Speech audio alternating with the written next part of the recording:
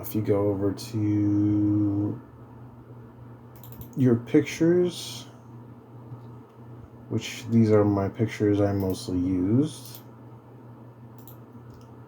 you'll see after going to properties, you'll have your pixels here.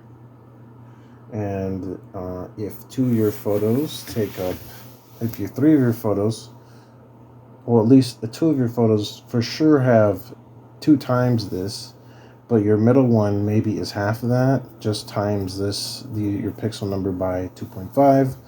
While if you've noticed that the height is for sure 2160, but it's not, it's not double that, then obviously you can do 1.5 for your numbers.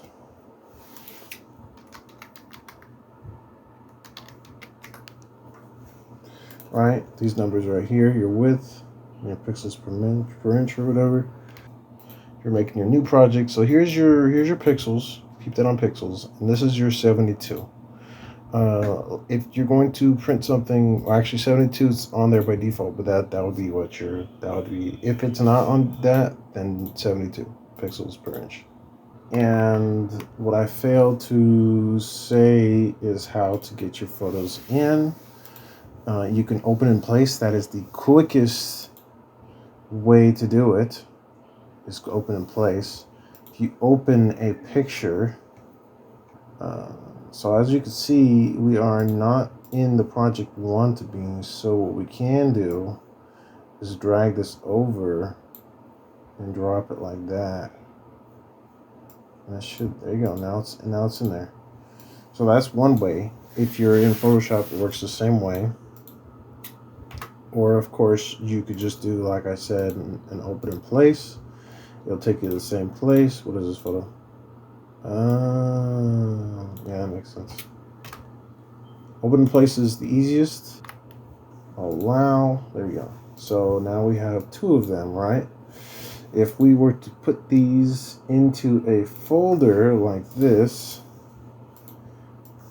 and just kind of put them in there, kind of finicky, but there you go. Now they're in there.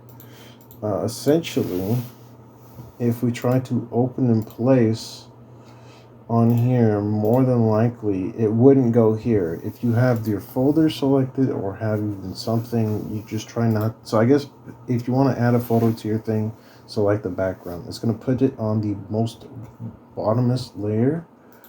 But if you clicked on this and selected pixels, you would be stuck and not know what to do. I like clear selection. This. Okay, well there you go. I deselected a selection right there. Oh, maybe right here. There you go. So you can see it here too. There's your 2 options of unselecting. But yeah, that's how you get your images in. Transform controls. So there we go. We turned on our transform controls, so it is working now. So what you do is you get all your pictures, and you start from probably left to right. That'll be the best. You take a good guess and multiply the amount of pixels each one has to create the biggest canvas at 72 resolution, and probably separate the 2. You don't have to. Open up, you right click, open up ending options, and you go to 50 opacity here. Whatever is above your bottom one, obviously you calculate so that you can do each one. Use your arrow keys. Use your arrow keys to move said piece. Maybe they're not moving because I don't have this selected. There we go. Now that I have this selected and I select this, they are moving now. As you can see, your image is moving. You can hold shift and use the arrows to move it even more. You change your blend options to 50 so that you can layer it over as best you can, and then you use your alt and scroll wheel to get as deep in there as you possibly can to see the pixels. You simply hit the little eyeball here to turn off the one you're overlaying over the other one that you're trying to line up with the one below it. You just turn that back on until the pixels line up exactly, right? You do that for pretty much everything. That would be the quickest way. You can also use your select. You select and you hit control and you select another one and then you hit your edit here and auto align.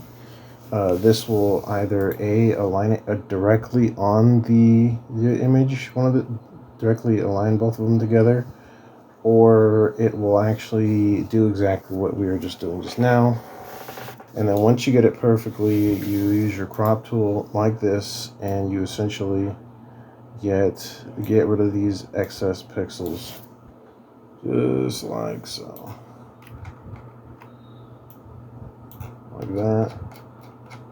And then if we move over here, you shall see the right side too, just like that. And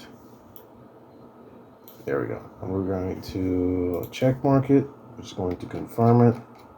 Export as, we'll try PNG first.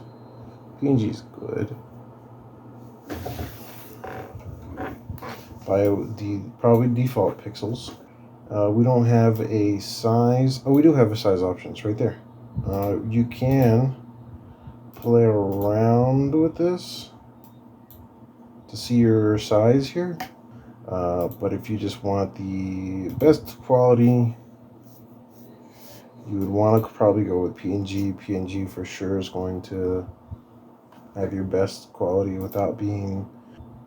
It's pretty good too. We're into PNG because of the common formats. PNG is the number to go with, or is the format to go with, because we still get good quality of everything. We saved multiple. This is photopea.com. This is pretty much. It's pretty much Photoshop. So you'll see that this is it. You know, the full image right there, spliced together. That's it.